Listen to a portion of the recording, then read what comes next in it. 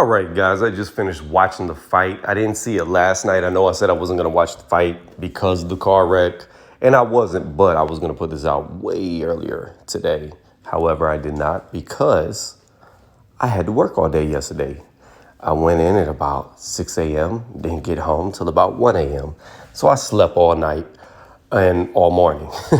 With that being said, let's get into this video. But before that, if you like it, thumbs up, sub, you know the drill. Now, with that being said, here we go. I gave Danny Garcia round 2, 5, 9, and 10. Outside of that, I had it a wash for Errol Spence Jr.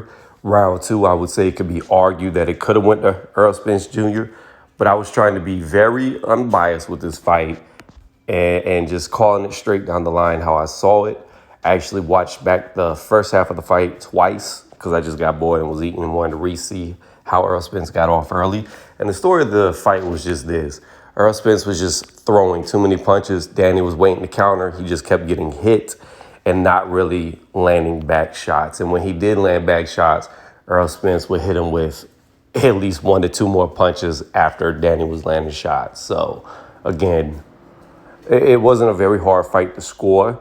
You could argue that second round going to Errol Spence and have Danny only winning 3 rounds, but I gave him 4. So I had it 8 rounds to 4 rounds for Errol Spence Jr., and he looked good. I mean, I'm going to rain on people's parade in a moment, but he looked good overall. His endurance looked great.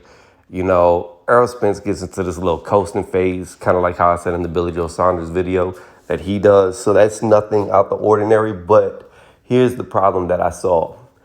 I don't know if it was a punch or a headbutt that came through and hit Errol Spence in the head, and it kind of made him look weird. And then after that, it was like he coasted for 2 rounds.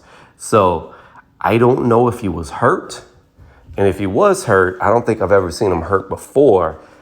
So that could be a bad sign, or I might be looking into it too much. But I believe that's why he took those 2 rounds off that I gave to Danny Garcia late in the fight, was because of that headbutt or punch that he got caught by, and he just stopped really attacking. It wasn't more, I wouldn't say it was more of what Danny was doing. It was kind of like Lomachenko versus Teofimo Lopez. It was more of what Errol Spence was not doing is why I edged the rounds out to Danny Garcia.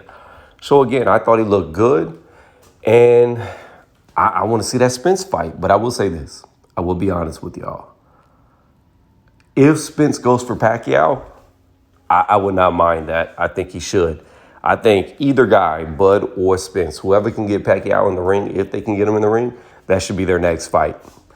If not Pacquiao, then they should fight each other. But that's how I see it. If I was Pacquiao, I would wait for them 2 to fight, and then I would just try to take off the winner, let them beat each other up, and then, you know, that gives me the best opportunity to beat the winner of that fight. That's what I would do if I was Pacquiao. But, you know, I don't know what they're going to do. But again, the only fight that I see outside of Bud for Spence is Pacquiao.